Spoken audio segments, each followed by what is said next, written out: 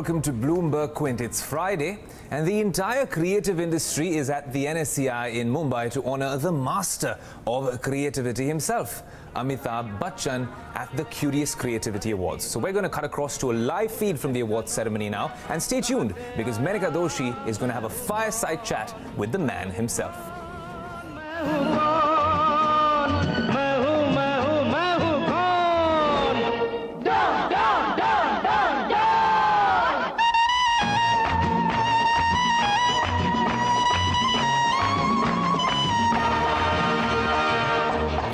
हो गया पप्पू पास हो गया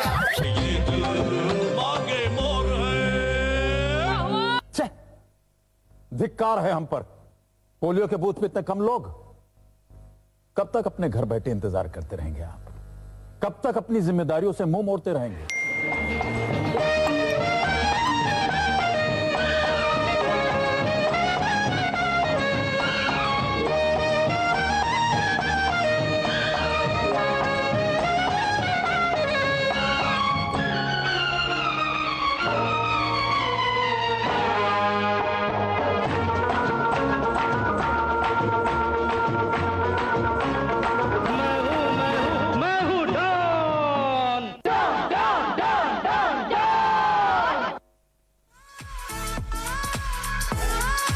All right, ladies and gentlemen, it gives me great pleasure to invite the one and only Mr. Amitabh Bachchan onto stage to receive the award.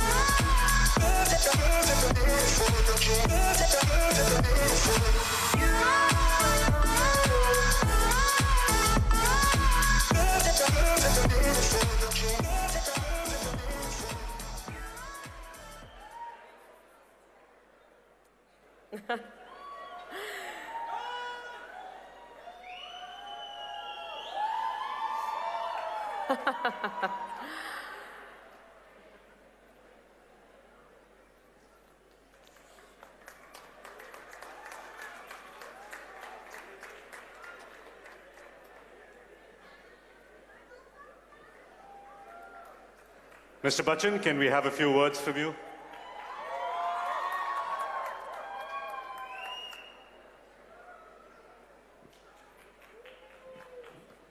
Good evening, ladies and gentlemen. And I just want to thank Mr. Rajesh Kejriwal for organizing this evening and calling me here to accept this award. I don't know whether I'm deserving of it, but this is an institution that I was unaware of. And I think this is the first time that whatever work that I may have done in the advertising field, I'm being rewarded for it. So it's going to be very special for me today. Thank you so much, sir. And thank you all for your applause and your voice. Thank you. Thank you, Mr. Bachchan. May I request you to please stay back on stage? Mr. Bachchan, can you just join us on this side of the stage for a second? I think my co-host has a little request for you. Sanjay and Rajesh, you could please take your seats. Mr. Bachchan, good evening.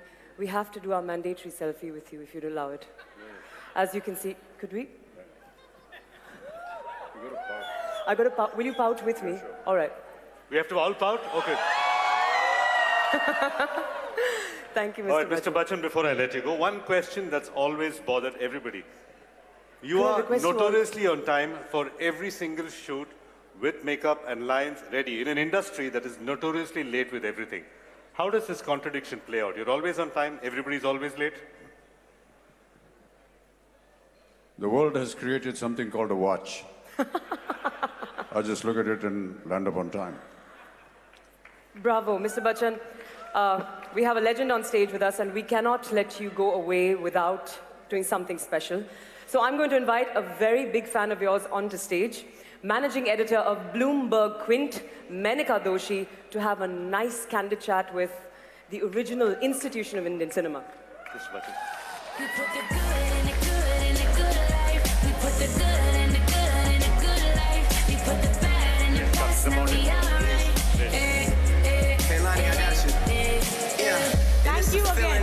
Thank you very much. So please. How you make it in your team still Yeah. stay the same. Are you going to wait for me to sit down? I'm going to wait for you to sit down. All right, Menaka, ladies first, I guess. Mr. Bachchan is ever the gentleman. Hello. Hello. Thank you. The stage is all yours, Menaka. Thank Mr. you Bachchan. so much. Wow, good evening. Should we wait for a few seconds till all of you have got your pictures, videos?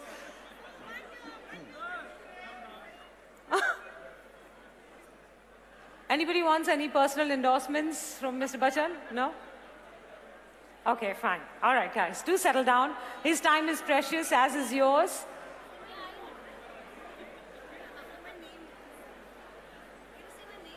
What's your name? Nandini.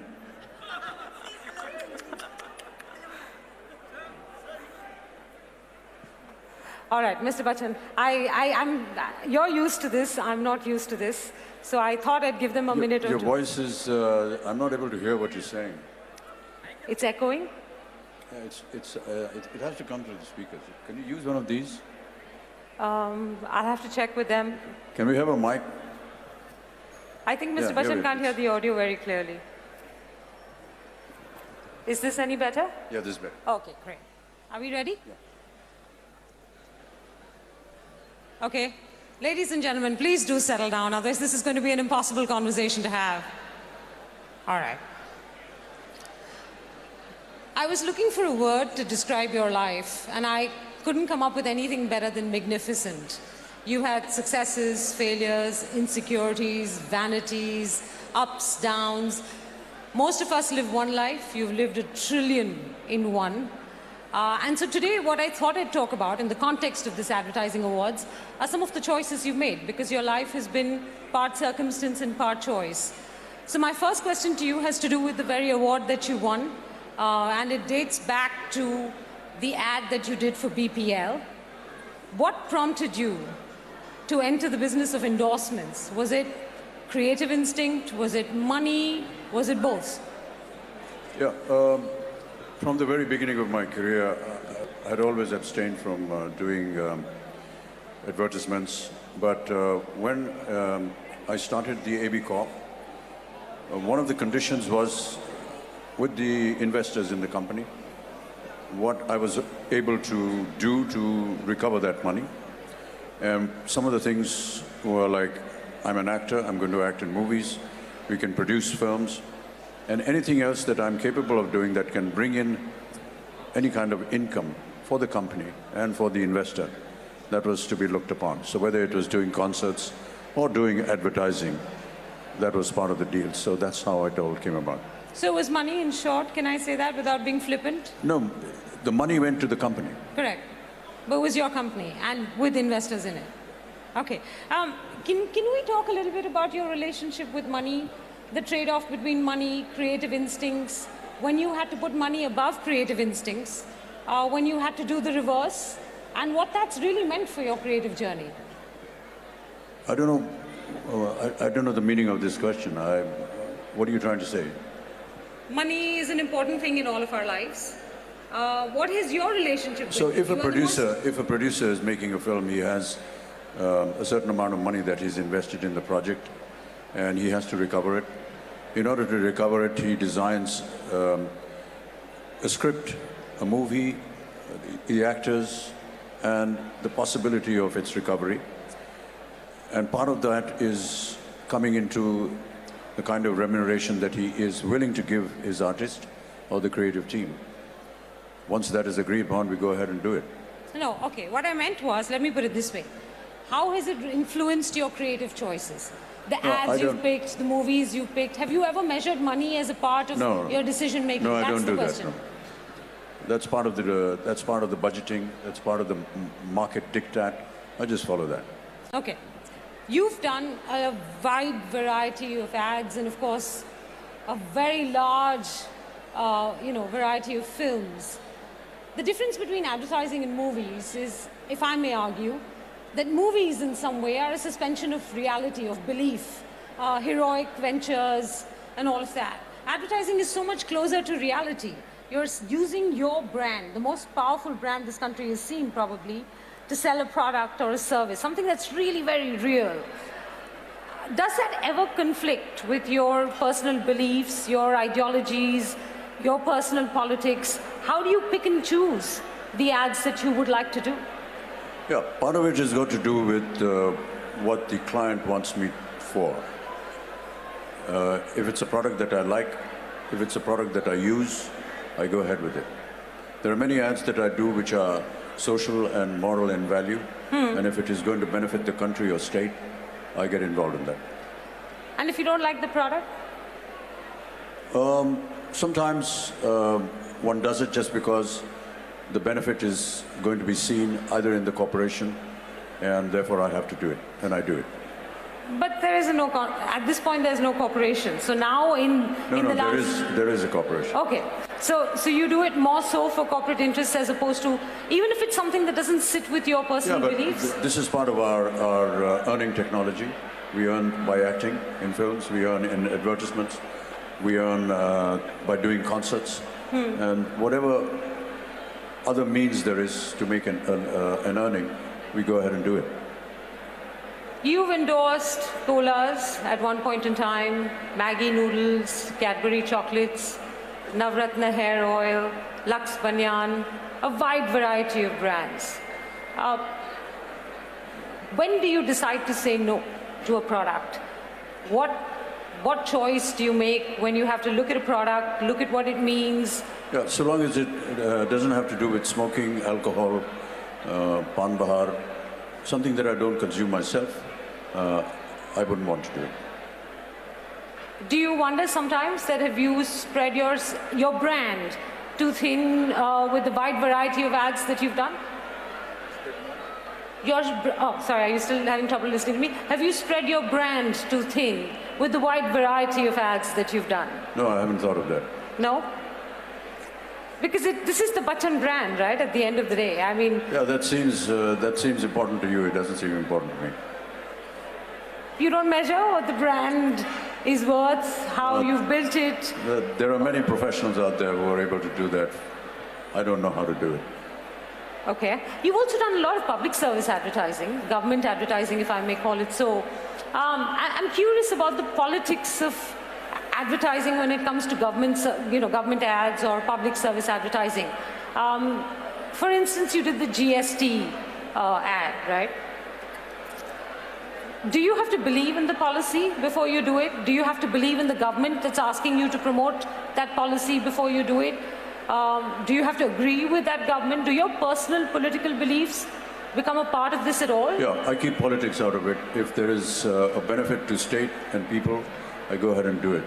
If the government has put forward a policy which is now passed by Parliament, Parliament is the ultimate authority, then I go ahead and do it. If it's promoting a state or the tourism in a state like Gujarat, I go ahead and do it. If it's propagating tuberculosis, hepatitis B, diabetes, polio, Swachh Bharat, these are all have great moral and national value. I do it, yes. Okay. Your most famous... Okay, now let me rephrase this. You've often been asked what is your most favorite movie, and you've often refused to answer that question. If I were to ask and answer the question for you when it comes to ads, would I be right in betting on the polio immunization campaign being probably not just your most revered work, but maybe your most personal favorite work? Yeah, I think that we worked almost 8 years on the polio eradication program, and to finally eradicate polio from India and to be able to announce that India is today polio-free is really important for me. What was that journey like? Because you have been on the job with that campaign for several years. Just before we started this interview, I was asking Piyush Pandey. I said, Piyush, can you tell me a story about how this campaign evolved? Something that I could engage Mr. Bachchan with. And he said that when he came to you, he told you that all your life, or for the better part of your life, you had been recognized as the angry young man, and that he wanted you in this campaign to be the angry old man. What was that journey like with the polio campaign?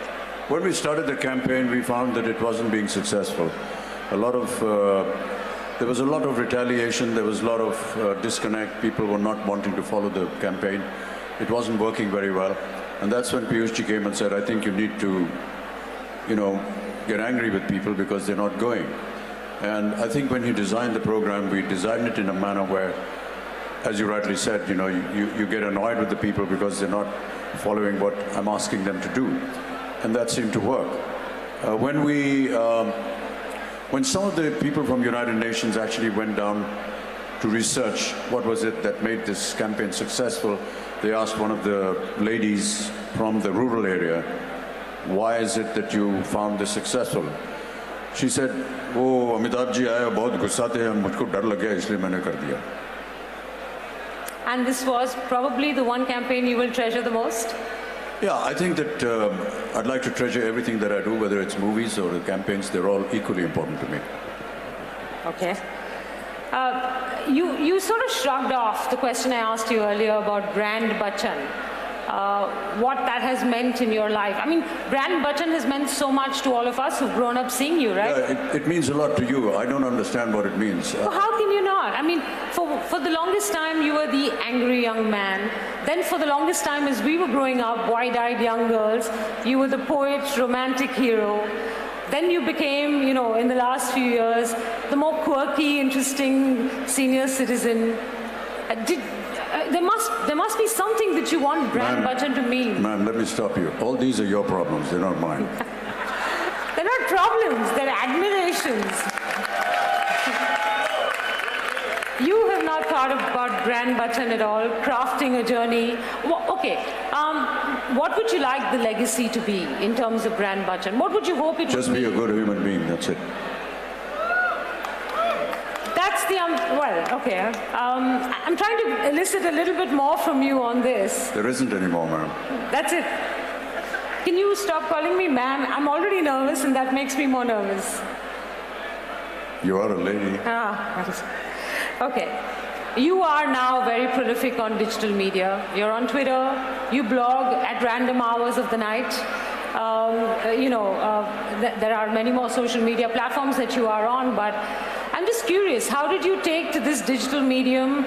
You almost seem like you took to it, a fish to water.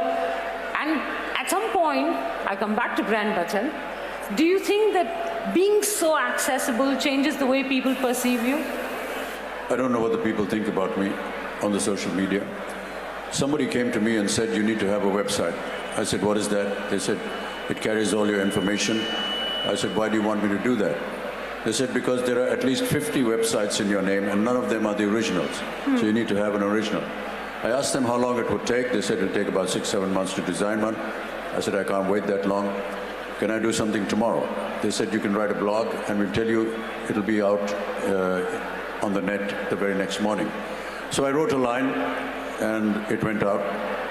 And the next day, I actually got a response, one response.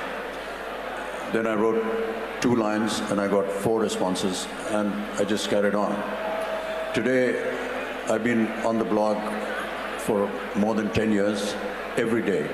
I'm on day 3,823 days. And on Twitter? Twitter is 2,723. What do you enjoy most and about... Facebook is 2,023. What do you enjoy most about using social it's just a lovely way to be able to talk to people who have been, either watching your work, commenting on it. Not all of it is very complimentary. There is abuse, there is criticism, which is always welcome. How do you react when you're trolled about something? Yeah, it's a free world. Everyone is allowed to say what they want to say. It doesn't bother you at all? You don't think that it sort of kills the mystery of one of the country's best-known stars? Firstly, there's no mystery. There is mystery. Why should you make me a mysterious character? I'm standing here in front of you, or sitting here in front of you. There's no mystery about it. The mystery is in your mind. It's not in my mind. And you're happy to be this accessible, to answer people's questions. Yeah, sure. Your blog is a stream of consciousness. You write about a wide variety of things. You write about your family. You write about an experience on a set. You write about advertising. There was a recent blog you wrote where you spoke about the changing nature of advertising and marketing. Do you decide what you're going to write? Is this your expression of creativity that is not hemmed in by directors and producers and all of that? Most of the blog is written when I'm sleep-induced because that is very late in the night, so don't take that too seriously. But you've written 3,000 days of it, isn't it? Yeah, it's whatever comes to my mind late at night, I'll write about tonight as well. And what are you going to write on tonight's blog? We'll find out tomorrow morning. Dear God. You did write on a sort of quasi-serious question. You wrote in a recent blog entry about the changing nature of advertising and marketing. You witnessed this industry for over a decade now, since you first did that BPL endorsement. What strikes you the most about how much has changed, how it's changed, besides the more obvious things like technology or graphics or visuals? I just feel that the creativity, the creative team, the minds have become very progressive, very aesthetic, very clever. And I think that they are largely responsible for the kind of intelligence that people are watching advertisements in. When an intelligent creative team puts up something and we have a look at it, it actually pushes us to look at that ad in a particular manner which may not have been there, say, 10 years ago. 10 years ago, it was very blatant, very strong, very in your face. But some of the creatives are so subtle and so beautifully written and so beautifully executed that you cannot but admire them. And this is not just me saying it. I mean, the whole international community is also accepting the fact. You have people from our industry, from the creative field, winning awards at international festivals like Cannes. And that just shows the brilliance of the kind of work that our creative teams in India are doing. Okay, I'm at the end of my time, so I'm going to ask two very quick, short questions to you. One is a little flippant, one is more serious. I'll go with the flippant one first. Lots of people here in the advertising fraternity, would have dreamt of being able to cast you in their films. So, any suggestion to them on what they can do right to get you to say yes? Just call me. Do you have a number you can share with us? Yeah, not now. On your blog? Not on my blog, but it's there on the net. Okay. Last question, and this is a much more serious question. For my generation, at least, if I speak for myself, it does seem that we live in a very unusual world. Advertising is as connected to reality as any other creative art. It's a fractured world, very cynical, hateful, mob-like. You've seen many more transformations in India than probably some of us have. How do you read the state of the nation today? Yeah, I think we're doing very well. We're moving forward. When you put that question, you have to understand that we are, as far as our independence is concerned, just over 75 years or close to 70 years. How many other nations in comparison have been able to make the kind of progress that we have in this short period of time? Bravo. And that really conveys the state of the nation. We have to always make quantum leaps. And every time you make a quantum leap, in order to be right up in front with the rest of the world, you will create a vacuum. Vacuums will have deformities, they'll have negativities, but it won't stop you from moving forward. So I feel that within the short period of our independence, we've made tremendous progress. Today we are looked upon as the next superpower.